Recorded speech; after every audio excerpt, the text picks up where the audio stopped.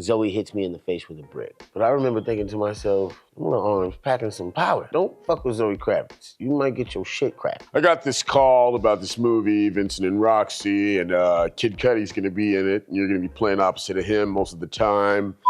Yeah, Vincent N Roxxy. Okay, so I'm not even gonna lie to y'all. Shooting this blah, blah.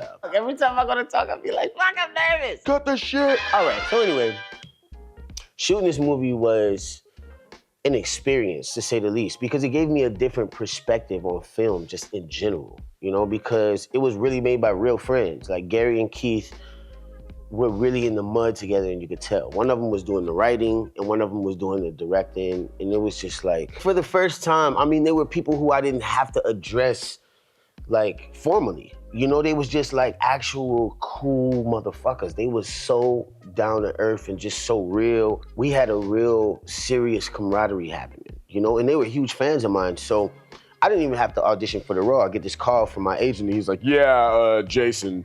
Yeah, my old agent used to talk like Mr. Incredible, you know, so he was like, yeah, Jason, I got this call about this movie, Vincent N Roxxy, and Kid Cudi's gonna be in it, and you're gonna be playing opposite of him most of the time. And Zoe Kravitz is gonna be in it, and I'm like, all right. And like, yeah, you know, Emile Hirsch is gonna play opposite of her. It's gonna be a really good movie, you know, I think you're gonna be liking it, you know? So I'm like, Kid Cudi, Zoe Kravitz, okay, Emile Hirsch, sign me up immediately. I'm not gonna lie to you, like Kid Cudi is one of my favorite people like on the planet. He just really been killing it since the beginning of his career. You know, he just got his own swag and marched to the beat of his own drum. So I was kind of nervous on what it was gonna be like to meet him. I'm not even gonna hold y'all. You know, I done met some pretty big celebrities in my life, but like, I was a real fan of his. Me and my little brother, we like really, really fucks with Kid Cudi. When I met him, he was like, just this super kind soul, just somebody who you could really kick it with and just chill with and just smoke and just laugh. And he's like, yeah, bro, look, do me a favor. Don't call me Cudi. Just call me Scott. You know, I'm just an actor, bro. Like, I'm just an actor. And I'm like, all right, cool, you know? And me and him had some really, really deep conversations about just all type of random ass shit. But in the process of this, he was telling me like, man, I want to do this movie, man. It's like animated, but like, you know, super psychedelic, trippy colors, but like still hood, but also like anime. And I'm sitting there like, what the fuck is Kid Cudi talking about? You know? And then years later, he does this movie called Intergalactic that's on Netflix right now that's like incredible. And I'm thinking, man, if I'd have just fucking stayed on board, if I could have just got it, you know what I mean? But at the same time, it could have been the beginning of his vision. So, you know, I understand like why I didn't get it, but I really wish I would have, because it was a great film. If you haven't seen Intergalactic, you need to go check that out right now. I remember sitting with him and Zoe, because Zoe, oh my God, I mean, we all know that she's one of the most beautiful, just elegant people, you know what I mean? She comes from bloodlines of greatness, you know? So when I met her, I was just surprised at like how cool she was. You know, she never raised her voice. She was like always grateful, you know, like she was like walking on a Nimbus cloud the entire time. She like floats, right? So I'm sitting there with her and Kid Cudi, like trying to be cool, you know, and they're sitting there comparing their tattoos because they both have tattoos by this guy named Dr. Wu. Now, anybody who knows Dr. Wu knows that not only do you have to be somebody special in order to get on the list, but after you get on the list, you gotta wait like a couple of years to then get the tattoo, right? So they both got like 5-inch tattoos that's like $8,000. And for somebody who loves tattoos, I'm like, I really wish I could jump in this conversation, but yeah, you know, so it's like I'm never gonna be as cool as Kid Cudi and Zoe Kravitz, you know? So I just remember her just inviting us over. You know, we chilling in the hotel. She's like rolling a spliff and we just kicking it and talking and laughing. And then she put us the fuck out, right? Because she had to like keep this balance of being able to be the star of the film, but also, find time for herself, which is hard. She was like, listen, I need time to myself. I need time probably to, I don't know, talk to A$AP Rocky or whoever she was talking to at the time. You know what I mean? I don't know what Zoe Kravitz does when nobody's around. But she had to find this balance that allowed her to, work hard and do these 16-hour days, especially like shooting through the night a lot of time. It was a lot of physical stuff. It was a lot of killings. It was a lot of things happening that she had to like sort of be the head of. We're in this beautiful thriller. Emile Hirsch is playing her counterpart, and he's a super, super, super strong actor.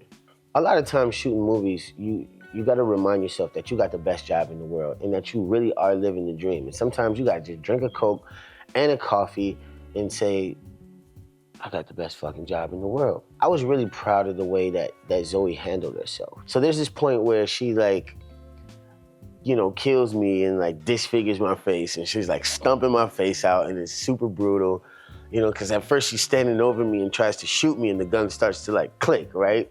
And I'm laughing at her, and blood's like flying out of my mouth, and she disfigures my face, just stepping on it. And I'm thinking, bro, Zoe is a real fucking badass. Like, she really got it in her, They had a lot of actual cool kills in the movie, I would say. Like, I even got to hang a white dude, which was like pretty powerful for the black community, I'm doing it and it's like really brutal, you know what I mean? It's like old school style brutal. We throw the rope over like a swing set situation and we just get to hiking, you know what I mean? So after we tie him up, I like walk off and my arm hits him, and he spins a little bit, and I'm thinking to myself, fuck, oops. So then the director pulls me to the side and he's like, Jason, listen, this is gonna be great. Black people are gonna love this. Next time, just really go for it. Just spin him around. It's real disrespectful. And I'm thinking, yes. As I like slowly walk away, like turning into the purple emoji, you know what I'm saying? I'm like, yo, it was a good time. I'm not gonna lie. Don't judge me, white people. Now that I actually think about it, I actually probably deserve to have my face disfigured in this film after I did what I did. It was interesting to work on this film because a lot of people were sort of in the same place in their career at the time. All of us were like stars on the rise. There was another guy named Emory. He was just like, I don't even know how to describe him. He is one of those people who has lived life to the point where he just knows how to snap into certain situations. And you can really appreciate that. Like as an actor, I tell people all the time, like if you want to really be good, just keep living life. That's the best advice anybody could ever give you. Like other than going to class and staying sharp, live life. Go out and meet people and have conversations, because acting is reacting.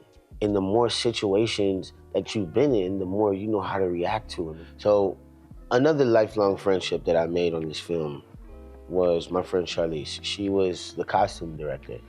And I want to take the time to really give her flowers, because she just did that movie Air and won all kind of awards and shit. Like, but I saw her greatness early on. She was somebody who is really dope and also unapologetically black. I love women like you. I am proud of you. I got love for you. I'm producing my own movies, so I might not be able to afford you. I know we talked about this, but now I'm putting it in front of the world and kind of putting you on the spot. So if I need your help, please help me. I love you. Pretty early on in the film, Zoe and Emile are trying to make a run for it, and they just stole some money from somebody, and I'm coming to get it, right? So my car smashes into their car. I get out, I like start choking Zoe out, and then, Emile tries to jump in. I pull a gun, all kind of shit's happening, but ultimately, Zoe hits me in the face with a brick.